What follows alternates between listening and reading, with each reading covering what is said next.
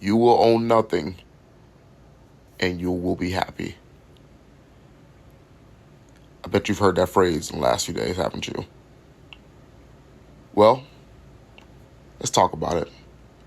In this video, I think, I'm going to break down the reasons I think this is happening, cause and effect, addressing the elephants in the room. There are multiple elephants, unfortunately. But, yes, I'll be talking about those, how we got here, who's the cause of it, how do we get back, and a little idea of mine, all in this video. So please stick around. But remember, you will own nothing and you will be happy. Now, first things first, how did we actually get here? Who's to really say? Maybe it was when online play stopped being cheap, or maybe when it stopped being free. Maybe it's when people created games and they came full instead of microtransactions and DLCs. I think that started around the PS3, Xbox 360 era. If anybody remembers the exact moment, please tell me down below. But there's been a long list of things that, building up to small oh, we let this slide, let this go, eventually built up to where we are here now. Now, nobody's saying a company isn't within its right to do what it wants, but we are also within our rights to say if we like or do not like that. Do not feel guilty for being a part of this. If you truly feel sorry, then now is your time to think with your wallet.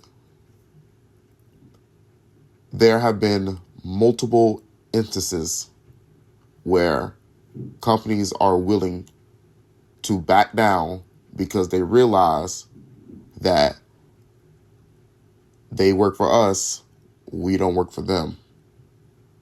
Now, let's start with the first elephant. The golden child that everybody can't wait to play. GTA 6. Now, I want to start this off by saying, did anybody else notice how close the release of news were for all of this happening? First, GTA releases news that it will not have a physical disc ever. Then PlayStation came out and said their next generation console will also not include a slot for physical disc. Then a report came out that said Project Helix, which is Microsoft's doings, came out and said they probably won't have physical disc either.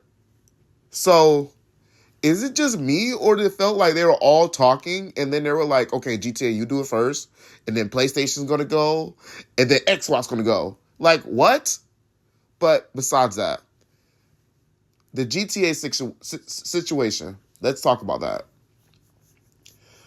GTA is a wonderful series. I'm not even gonna lie, I played all of them except probably the Game Boy ones, or like the little San Andreas. Basically, I've either played them or beaten them. I think I've beaten San Andreas and I've beaten 5. I played a little bit of online 5 before I kind of realized I was kind of like out of the loop. And it's, if you don't have the money to play on 5, it's not really that fun.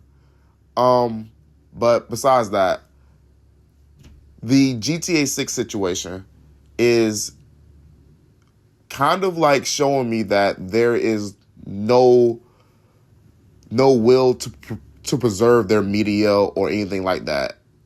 We are no longer getting physical ownership of things. We're now only getting, there used to be digital ownership of it, but now it's more of a license. It's all licensing.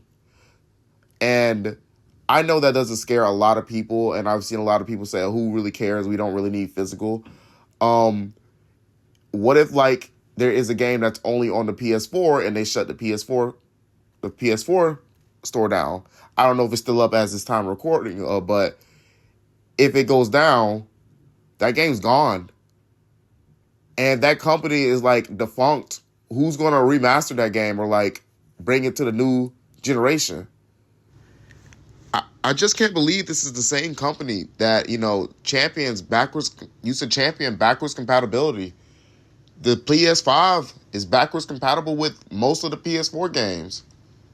So I'm just not understanding where, I understand it's corporate greed, but, part of me wants to ask why. Microsoft, they came out a little while ago and they were like, yeah, we're going to do better, guys. It's going in a great direction. No, that was a lie. That was a whole lie. Only Nintendo. Only Nintendo has I know some companies can choose not to put the game on the card, but I think some companies can choose to. So at least there's still a choice there. Isn't it crazy that I have to say at least we have a choice still? Is that not crazy to anybody else? It's insane. One small idea I have is the whole, I like to call the modern retro developers. There are people that, I don't know if you ever heard of GB Studio, but there are people who design Game Boy games still. They're keeping the art alive.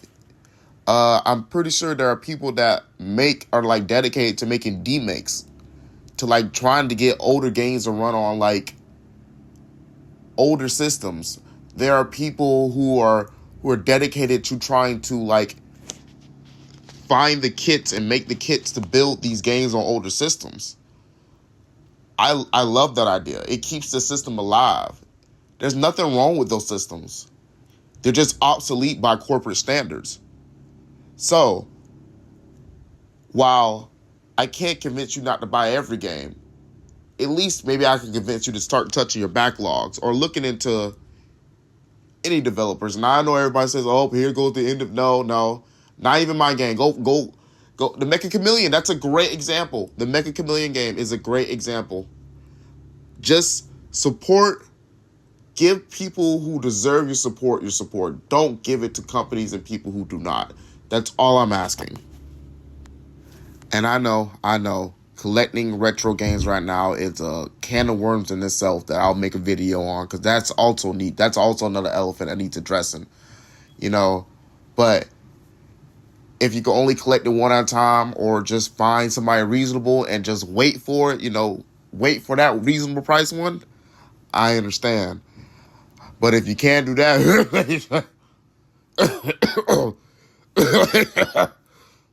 sorry, y'all. But yeah, it's quite a pickle we're found ourselves in. But there are ways to deal with this, and ways moving forward that we can speak up for ourselves using our wallets and our voices. We don't have to. I miss when every company had had their own little console. If Sega wants to come out and make a updated Dreamcast, that'd be fire. It doesn't have to be the best graphics in the world.